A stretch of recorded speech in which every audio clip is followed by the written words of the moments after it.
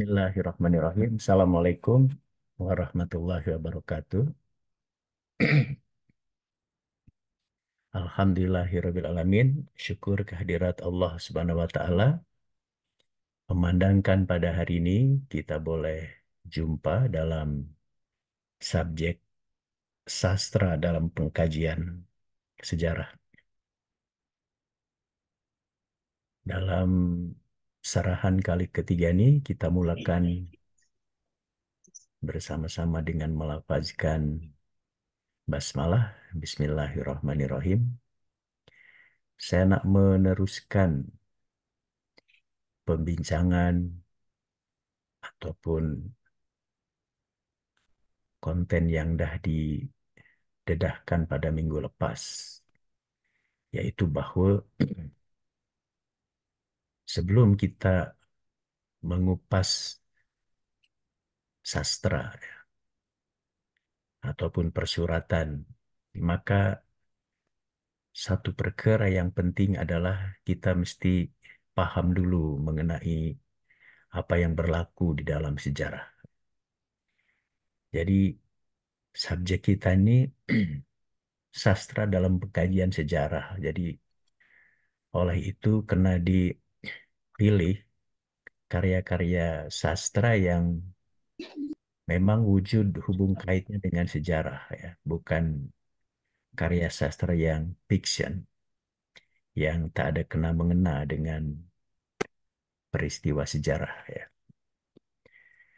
Kali ini saya nak kongsi mengenai macam mana sebuah novel sejarah boleh kita tafsir, boleh kita kupas, dan boleh kita bincang, ya. Jadi pertamanya tentu kena dikupas dulu apa yang berlaku dalam sejarah. Nah, selepas itu yang kedua baru kita mengupas ataupun menyinggung karya sastra yang berkenaan dengan peristiwa sejarah, ya.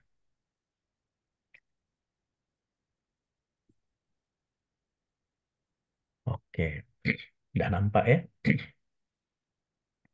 Jadi seperti sedia maklum, pada sarahan sebelumnya saya dah mendedahkan bahwa karya sastra itu banyak wujudnya, ya. Salah sebuah karya sastra yang boleh dikupas untuk kepentingan pengkajian sejarah adalah novel, ya, atau prosa. Apa dia beza novel atau prosa dengan eh, cerpen, ya, cerita pendek atau kisah ringkas. Jadi bila prosa, bila novel, tentu dia dalam mendedahkan satu perkara, dalam menaratifkan satu peristiwa panjang, ya. Apa nih muka suratnya banyak, ya. Tapi bila cerpen, bila kisah ringkas selalunya halamannya terhad, tak banyak macam prosa ataupun novel. Kali ini saya nak memberi contoh mengenai 5 karya sastra dalam bentuk novel yang wujud hubung kaitnya dengan sejarah, ya. Yaitu karya sastra dibagi tajuk Rumah Kaca, karya Pramudia Anantatur. Ini mengisahkan atau menaratifkan peristiwa sejarah pada ujung kurun ke-19 dan awal kurun ke-20. Yang kedua, ada karya sastra berbentuk novel bertajuk Burung-Burung Manyar, karya YB Mangunwijaya. Ini menaratifkan peristiwa yang berlaku pada masa Revolusi Indonesia tahun 50-an, 60-an hingga masa Orde Baru, ya. Dan yang ketiga, wujud karya sastra karya Mokhtar Lubis bertajuk Senja. Ini pun menaratifkan atau menggambarkan satu peristiwa-peristiwa yang berlaku pada tahun 1950-an dan 1960-an. Yang keempat, wujud juga karya sastra bertajuk Sri Sumarah dan Bauk, karya Umar Khayyam.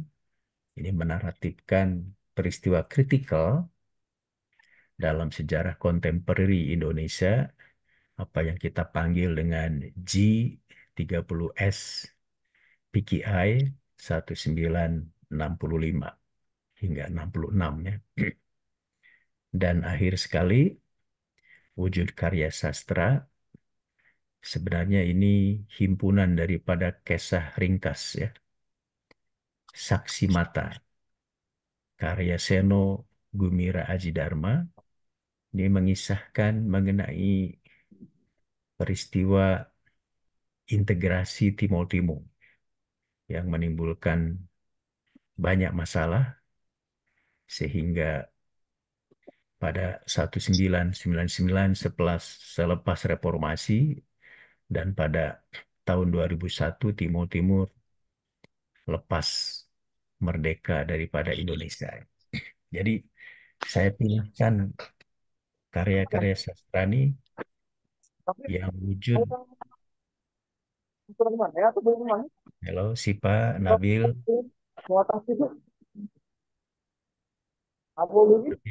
Nabil, Sipa, di unmute please. Nah, kena sarahan, awak kena senyap. Nabil, Hakila, hello. Oke ya, jadi apa dia? Kelima karya sastra ini wujud hubung kaitnya dengan peristiwa sejarah ya. Jadi bila awak nanti nak mengupas satu karya sastra yang wujud hubung kaitnya dengan peristiwa sejarah ya, bukan karya sastra fiction semata ya, atau fiksi semata. Bila fiksi, sukar nanti kita apa yang berlaku ya. Misalnya apa yang fiction tuh ya, karya sastra Nyi Roro Kidul. Sukar yang kita nak mendedahkan ya. Nyi Roro Kidul tak jelas ya. Atau karya sastra Sangkuriang, Kaberangan. Susahlah kita nak mendedahkannya sebab itu masih legenda ya. Jadi kena pilih karya sastra yang betul-betul wujud hubung kaitnya dengan hakikat, dengan reality dalam sejarah ya. Oke, so saya nak coba bagi contoh kupasan ya. Misalnya satu rumah kaca. Jadi sebelum kita nanti memetik ya apa yang dinaratifkan oleh rumah kaca ini, kita kena paham dasar politik kolonial pada hujung atau pada kurun ke-19 dan pada awal kurun 20. Seperti mana sedia maklum bahwa khasnya pada awal kurun ke-20 wujud satu pergerakan nasional yang tokoh-tokohnya ramai yang menentang pihak kerajaan kolonial Belanda.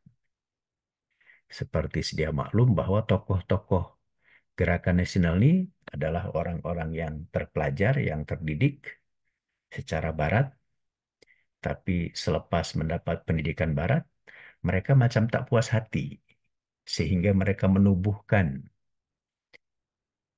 organisasi atau pertubuhan berasaskan kepada ideologinya, sama ada berasaskan pada ideologi nasionalis, ideologi agama khasnya Islam, ataupun ideologi komunis atau sosialis. Ya.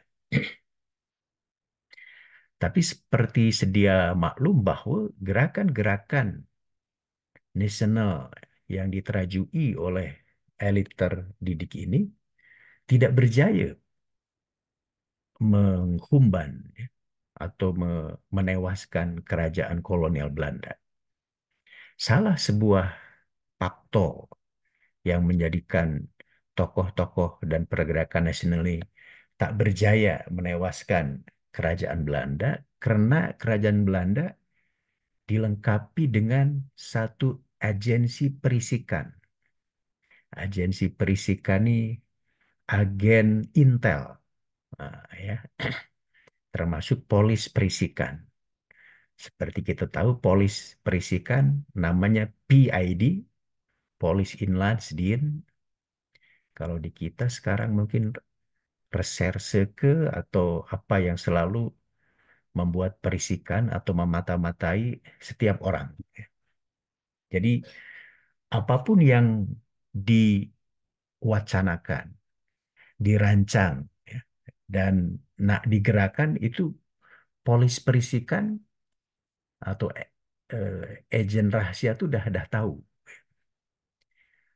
Bahkan pikiran-pikiran daripada tokoh-tokoh pergerakan tuh dah boleh dipetakan, dah boleh dijangka.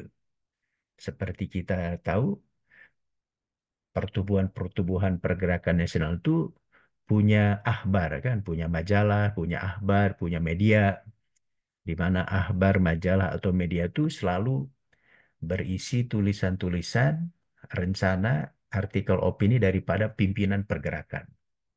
Nah, oleh perisikan Belanda sama ada PID ataupun agensi perisikan lainnya, tulisan-tulisan macam itu dibaca dan kemudian dikaji sehingga tahu orang nih gaya berpikirnya macam mana, perancangannya apa yang nggak berlaku. Jadi itu yang menjadi punca bila ada soalan apa pasal pergerakan nasional kita dari 1908 hingga 1942 ketika kerajaan Jepun masuk tak berjaya menewaskan Belanda. Bahkan pada tahun 1920-an ramai tokoh-tokoh pergerakan yang ditangkap, yang dibui, bahkan dibuang ke luar Jawa ya. Tentu bila tokoh-tokoh pergerakan yang non kooperatif tak berjaya, maka tokoh-tokoh yang kooperatif pun tak berjaya untuk meyakinkan kerajaan Belanda. Jadi naratif ketidakberdayaan tokoh-tokoh pergerakan itu salah satu faktornya karena wujud badan perisikan, agensi intel ya, yang tokoh-tokohnya selalu mengawasi tokoh-tokoh pergerakan. Nah, gambaran seperti itu dinaratifkan. Nah, tadi saya mengisahkan peristiwa sebenar ya, sejarahnya. Sekarang saya nak masuk ke gambaran rumah kaca.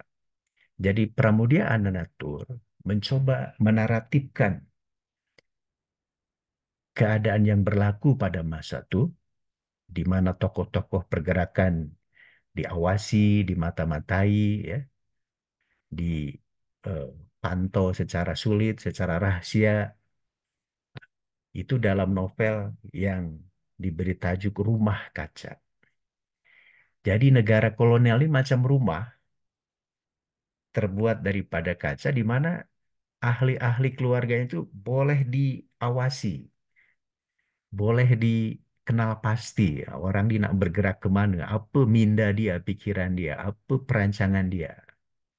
Itulah rumah kaca. Dengan mengambil tokoh, nama tokohnya fiktif ya, Pangemanan misalnya sebagai seorang polis intel atau polis perisikan atau agensi perisikan, maka Pangemanan dengan anak buahnya boleh mengamati, boleh mengenal pasti, boleh melihat pikiran-pikiran daripada tokoh-tokoh pergerakan termasuk perancangan bila nak wujud satu bantahan atau satu tunjuk perasaan termasuk satu pemberontakan. Jadi dah dikenal pasti, dah diketahui. Pramudia Anantatur dengan novel Rumah Kaca, dia nak menaratifkan, menggambarkan macam mana tokoh-tokoh pergerakan itu macam hidup di rumah kaca yang boleh diawasi oleh agensi-agensi perisikan ataupun oleh polis-polis intel sehingga tidak berjaya untuk menewaskan kerajaan Belanda. Jadi kena kena macam tuh ya mengupasnya, menganalisisnya. Kita tidak boleh terus langsung mengkaji ataupun mengupas rumah kaca. Nanti pening kita sama ada ini tokoh fiction kah atau tokoh sebenar ya. Jadi kena dikupas dulu apa yang berlaku di dalam sejarah, lepas itu baru memetik mengutip atau diperkuat oleh naratif dari novel. Yang kedua mengenai burung-burung manyar ya. Ini pun kita kena mendedahkan terlebih dahulu apa yang berlaku pada masa revolusi. Selepas revolusi termasuk pada masa Orde Baru. Jadi burung manyar skop kisahnya seperti itu. Oleh itu kita kena paham revolusi Indonesia itu seperti apa. Nah, seperti kita sedia maklum, revolusi Indonesia memang bukanlah peristiwa yang monolitik, yang sederhana. Setakat contohnya konflik antara pihak Indonesia dengan kerajaan kolonial Belanda. Tak setakat itu.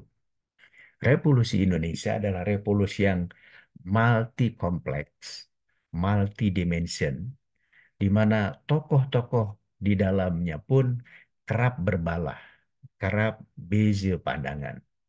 Ini yang dalam apa nih ayat atau eh, pernyataan George McTurnan Cahin dipanggil sebagai internal dynamic ya, atau political internal dynamic. Jadi bahwa revolusi Indonesia ini tahun 40-an bahkan hingga tahun 50-an zaman demokrasi liberal, zaman gaya demokrasi sehingga zaman Orde Baru sesungguhnya tokoh-tokohnya ramai yang beza pandangan dan kerap berbalah berkonflik sama ada dalam dimensi ide ataupun perlaksanaan daripada dasar politik. Ya. Contohnya, pada masa revolusi wujud satu perbalahan sama ada kemerdekaan ini nak dipertahankan melalui diplomasi atau melalui pertempuran.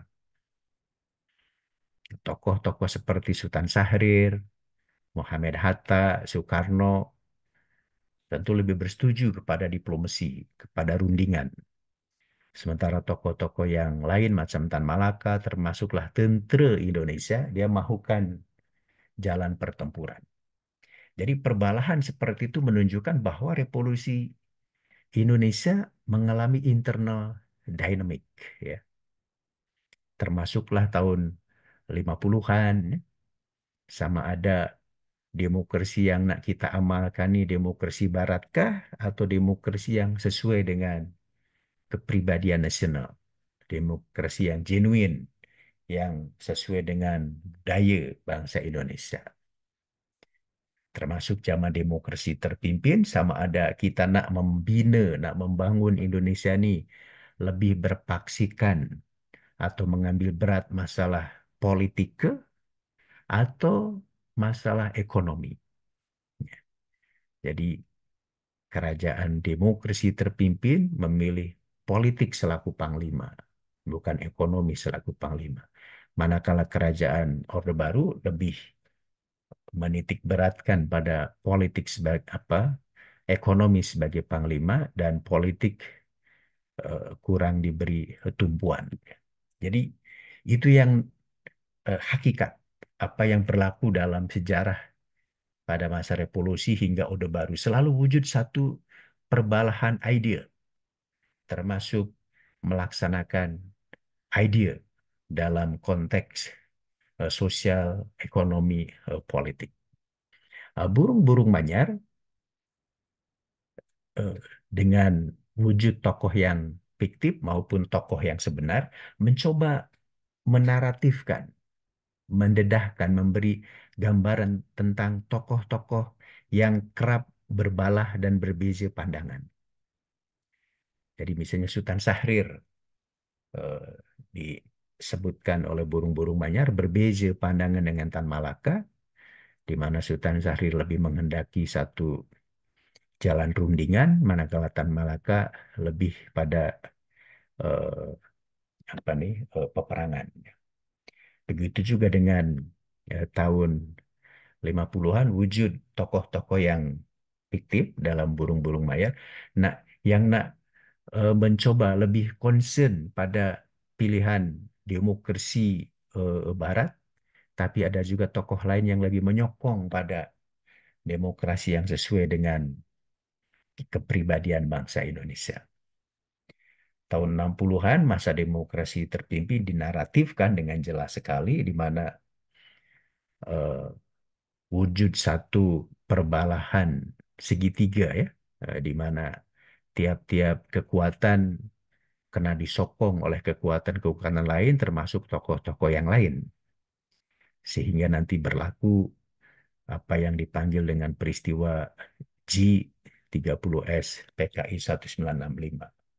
Termasuk pada Masa Orde Baru, tokoh-tokoh dalam Burung-Burung Manyar ini sama ada fiktif, fiction ataupun nyata juga berbalah mengenai strategi pembangunan apa yang nak diamalkan oleh Kerajaan Orde Baru. Sama ada modernisasi ekonomi atau kekal lebih memberi tumpuan pada nation and character building dalam bidang politiknya. Tentu dialog-dialog dalam novel Burung-Burung Manyar ini boleh juga dipetik ya untuk memperkuat perbalahan-perbalahan berkenaan selama 30-40 tahun dari 45 hingga masa Orde Baru.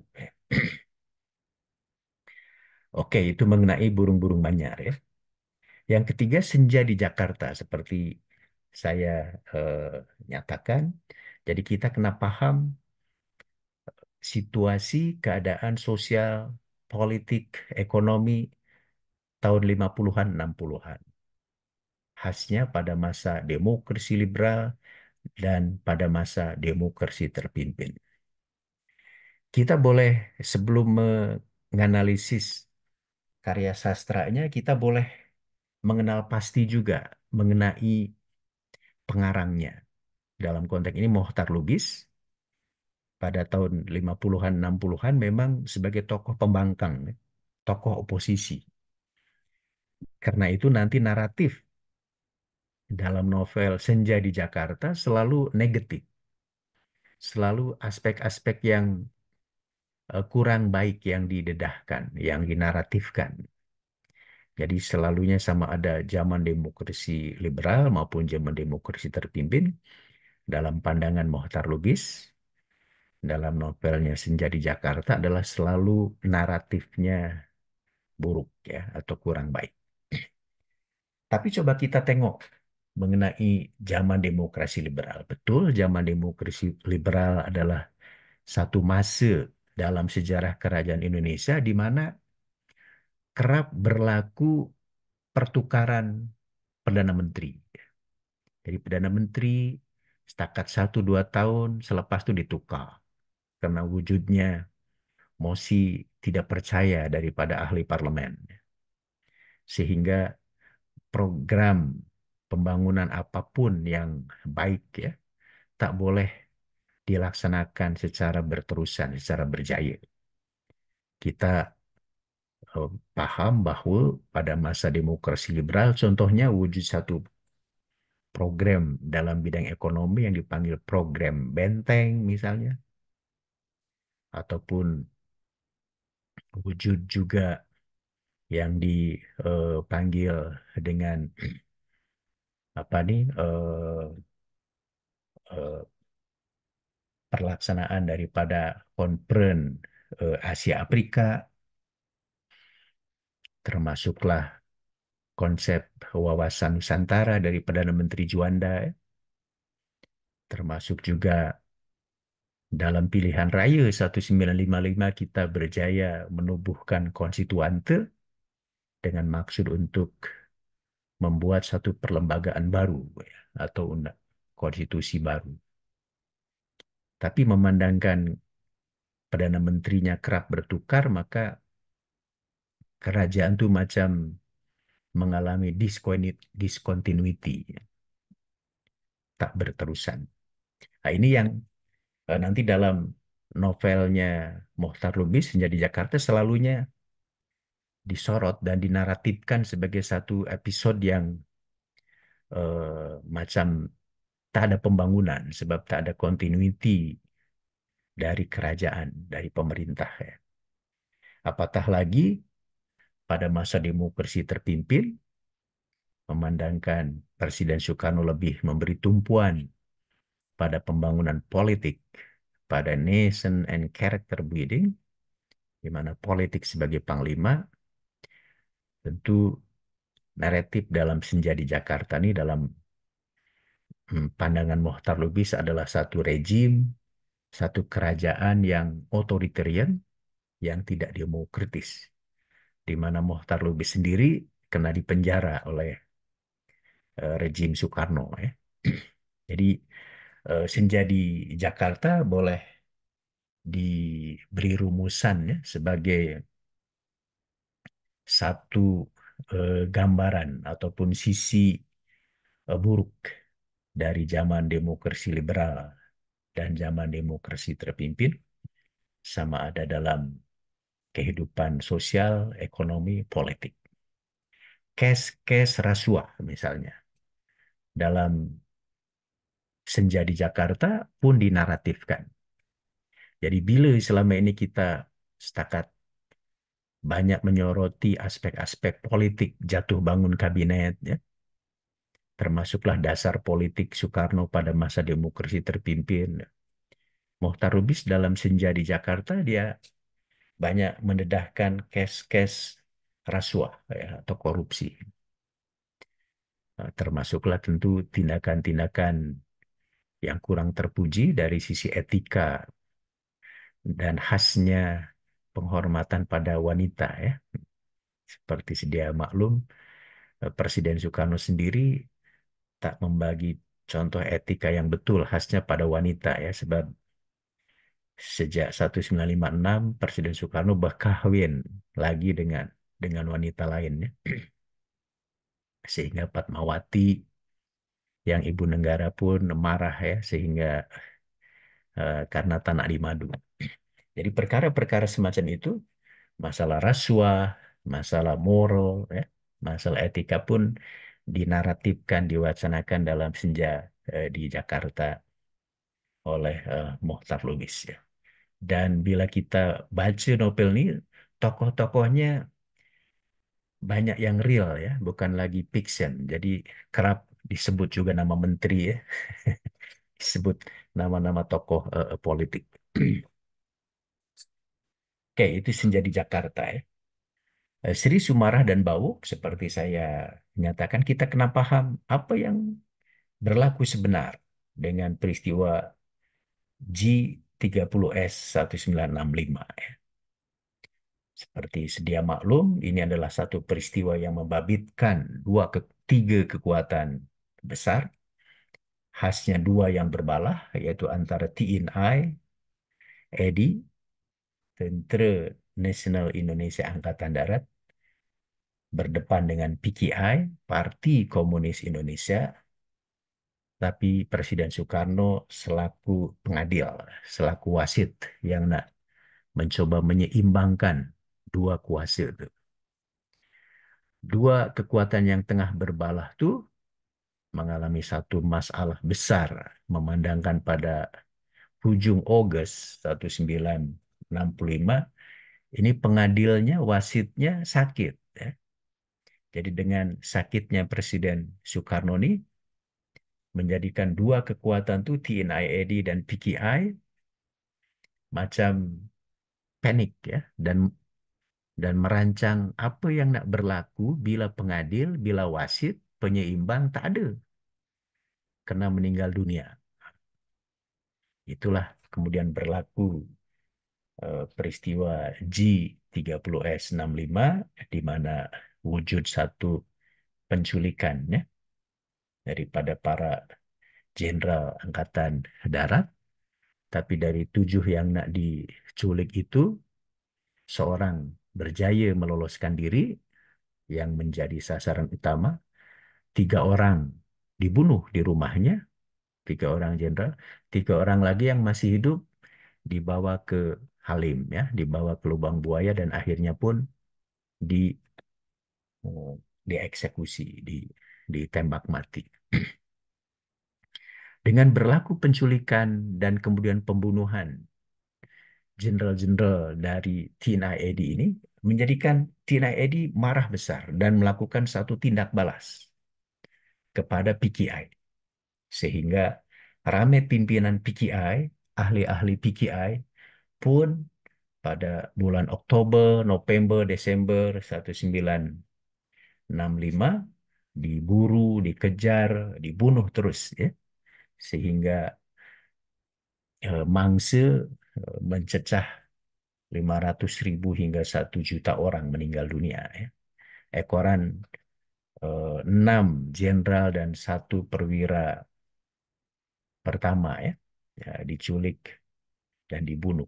Jadi harga seorang jenderal itu tinggi sangat ya, sehingga harus me- mengorbankan beratus-ratus ribu dan jutaan orang. Nah, dalam konteks ini kita masuk ke novel Sri Sumarah, ya. Jadi nama Sri Sumarah sendiri nama fiction, fiktif, termasuk bau. Tapi dia ada makna. Sri ini nama perempuan, Sumarah ini menyerah, Sumerah, Samara. Jadi nak menggambarkan seorang perempuan yang menyerah pada nasibnya. Jadi Sri Sumar ini seorang perempuan Jawa, dia berkahwin dengan seorang lelaki yang masih muda, tapi lelaki ini eh, eh, pada menjelang G30S PKI, dia pergi mengikut latihan sukarelawan di Halim. Mungkin mungkin suaminya nih seorang ahli atau pemuda apa anggota pemuda rakyat ya yang simpati dengan PKI. Jadi suaminya pergi ikut latihan di Halim dan ketika berlaku peristiwa G30S PKI tentu suaminya eh, ditangkap karena ikut latihan di Halim dan bahkan ikut menculik kan tentara jenderal-jenderal tentara angkatan darat dan bahkan tentu hingga meninggal ya suaminya. Tapi seperti kita sedia maklum, ekoran ada tindak balas daripada tentara angkatan darat, tak setakat orang yang membabitkan terus dalam peristiwa G30S PKI yang diburu, yang dicari, tapi juga orang yang tak terlibat secara terus, termasuk mengenal pasti ahli-ahli keluarga yang lain, sehingga dikenal istilah bersih lingkungan, ya, bersih persekitaran. Jadi memandangkan suami daripada Sri Sumarah ini dianggap terbabit, ya, terlibat langsung terus dalam G30S dengan ikut latihan di Bang Buaya, maka Sri Sumarah pun sebagai istri daripada pemuda ini pun diinterogasi, ya. Interogasi, dituduh PKI, ya. Dan Sri Sumarah menerima saja takdir itu sebab dia tak berdaya ya sehingga tak setakat Sri Sumara saudara-saudara yang lain termasuk Bawuk. Bawuk ini bila tak silap budaknya ya, anaknya ya sehingga dicap atau kena stigma sebagai tapol ya, tahanan politik. Jadi case yang berlaku pada Sri Sumarah di mana suaminya ikut terlibat dalam gerakan eh, 30 September itu memberi kesan, memberi impak, pengaruh kepada ahli-ahli keluarga yang lain ya. Jadi itu naratif yang nak disampaikan oleh Umar Khayyam yang sesungguhnya dia beliau memberi satu pesan ya. Jadi sepatutnya bila orang yang bersalah dan dihukum tuh cukup yang terbabit secara terus saja. Ya. Tapi bila yang tak terbabit secara terus, sepatutnya tak diberi hukuman ya.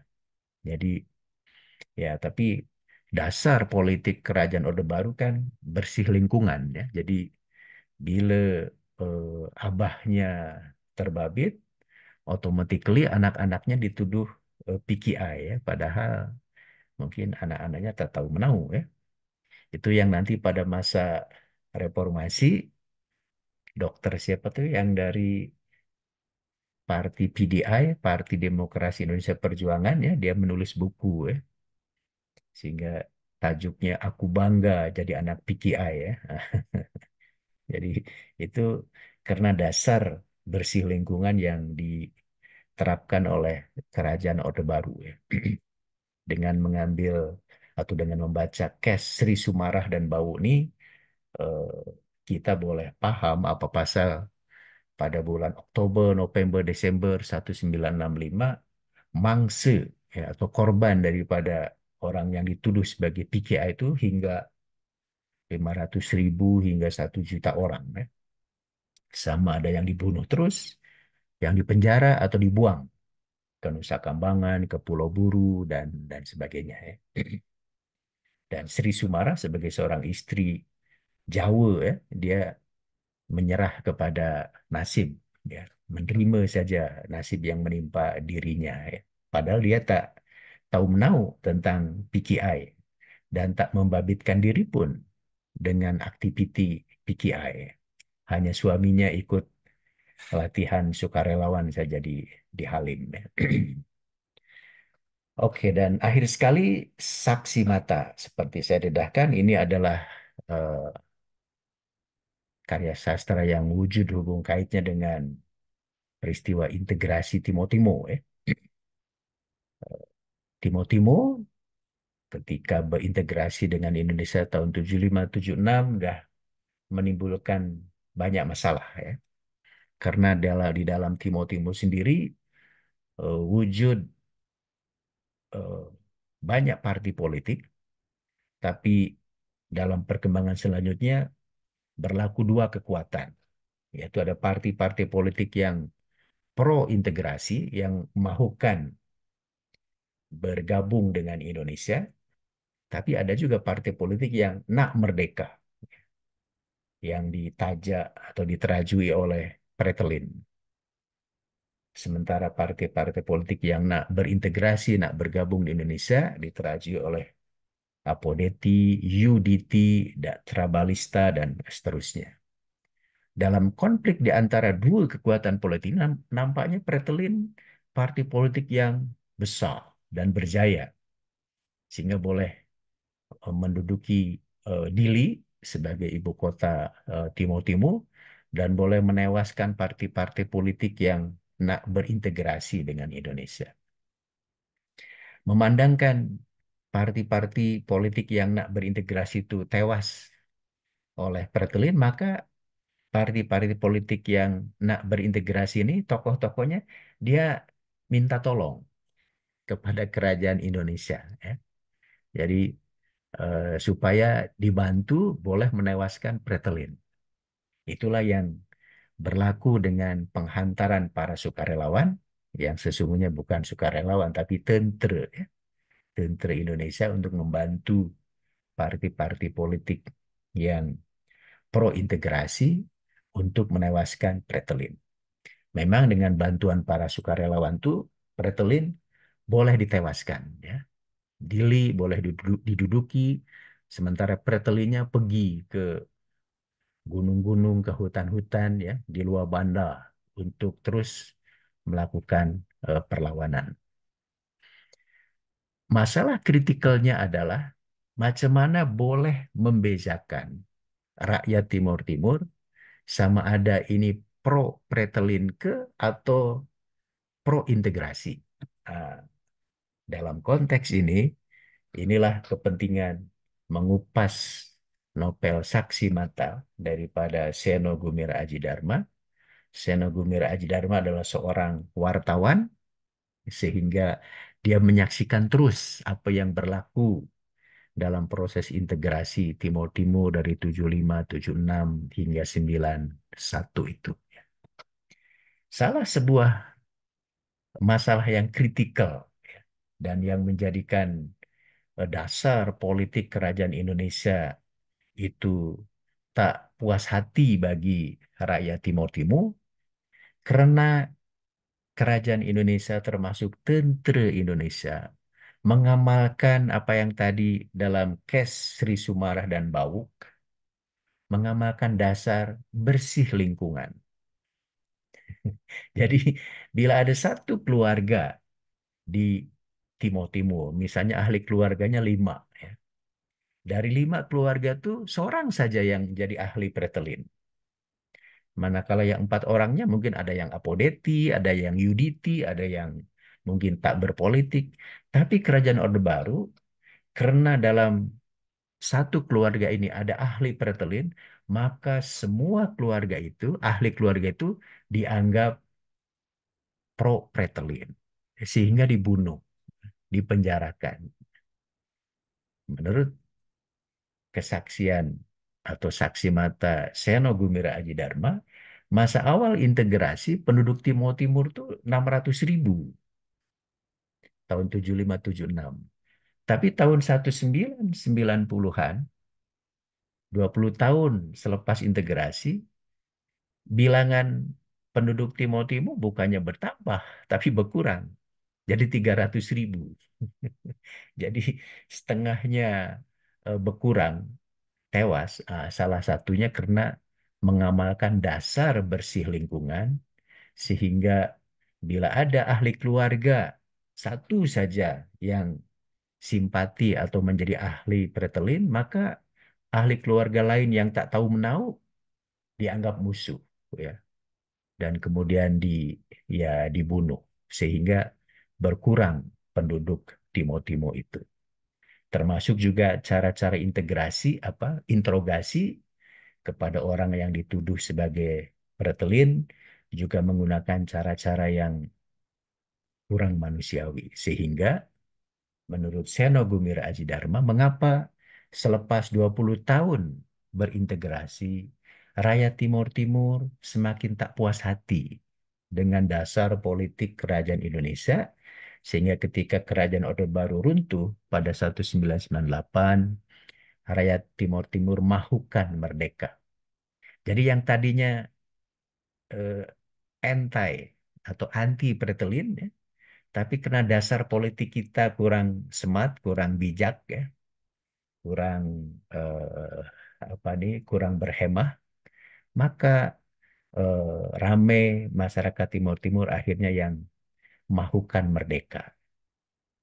Sehingga ketika diberi opsi sama ada nak dibagi otonomi khusus dengan kekal bersatu dengan Indonesia atau nak merdeka, pada 1999 di bawah kerajaan Presiden B.J. Habibie, rakyat Timur Timur memilih merdeka.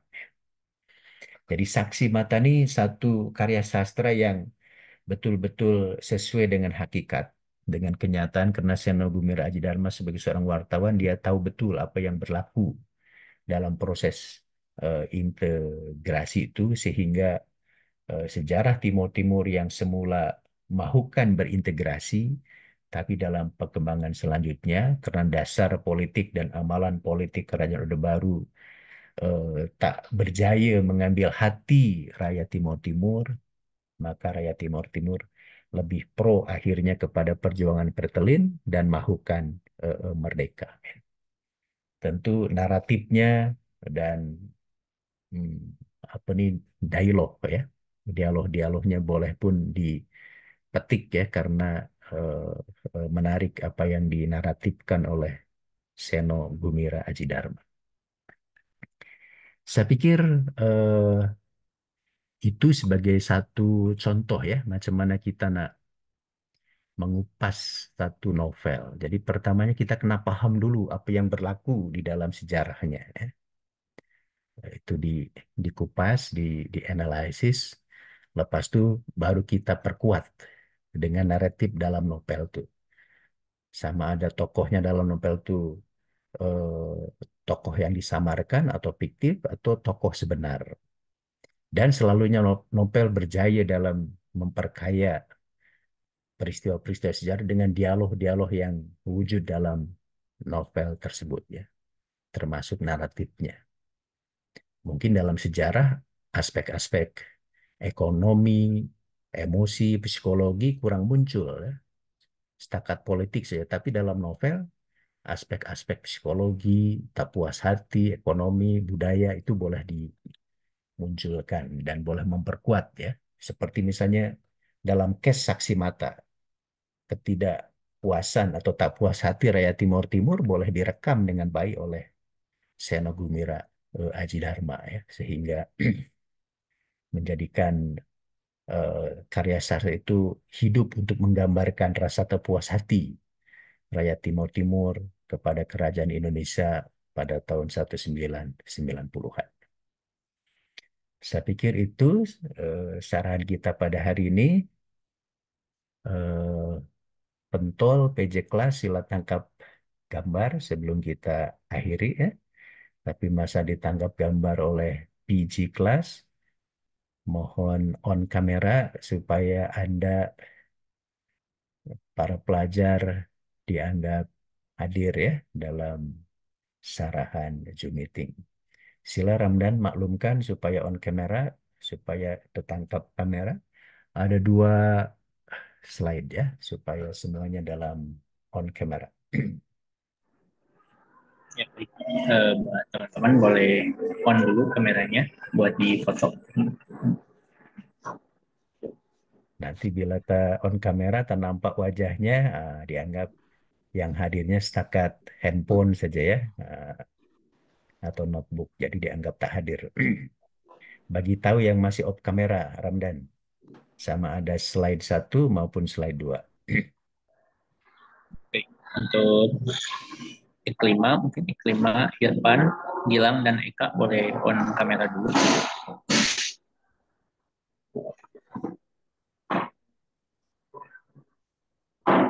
Oke, mungkin saya mulai dulu dari slide pertama ya, yang sudah on kamera semua.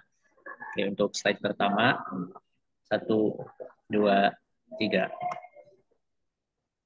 Oke, berikutnya slide kedua, masih ada yang off cam ya, Gilang, Irfan, sama Eka.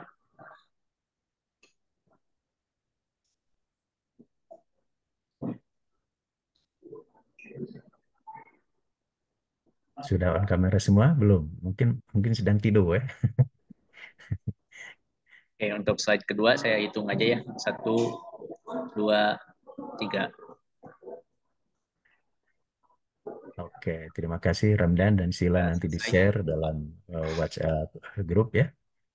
Jom kita akhiri saran kali ketiga pada hari ini dengan bersama-sama melafazkan hamdalah, alhamdulillahirobbilalamin. Saya nak bagi sarahan satu kali lagi pekan hadapan, dan dalam sarahan kali kelima nanti pelajar sila bentang ya mengenai PowerPointers. Nanti saya bagi komen, bagi kritisai sebelum dibuat kertas kerja penuh ya. Jangan lupa PG kelas hari ini tajuk-tajuk untuk dijadikan PPT dengan kertas kerja itu boleh di-share sama ada dalam WhatsApp group maupun hantar ke email saya supaya dalam bentuk MS Word ya, supaya saya boleh Eh, senang. Ramdan, izin apa bertanya yang Pak, buat ada soalnya? daftar judulnya, buat kelas A sama kelas B disatukan saja. Satukan saja sebab tak ramai kan ini, walaupun digabung tapi lagi ramai yang ambil subjek IMBI QM. Yang IMBI QM kena nanti kena buat juga PPT, tapi PPT-nya mengenai aktiviti di IM, MBQM ya. Dan tak payah dibentang, tak payah dipresentasikan. Tapi bagi yang tak ambil MBQM, pelajar-pelajar biasa, kena buat PPT, digabung antara pelajar E dan B, dan kena bentang. Bentangnya tak payah lama, 5 menit saja ya, supaya nanti ada komen, ada saranan, ada cadangan dari pensarah. Udah jelas ya Ramdan ya? Jadi tajuk-tajuknya cukup yang pelajar EB yang aktif, yang tak ambil MBKM. MBKM tak payah mengumpulkan tajuk, nanti membuat PPT terus saja eh, bersabit dengan aktivitinya di MBKM. Ya. Sekian, terima kasih. Assalamualaikum warahmatullahi wabarakatuh. Waalaikumsalam warahmatullahi wabarakatuh. Oke, Terima boleh kasih. lihat ya.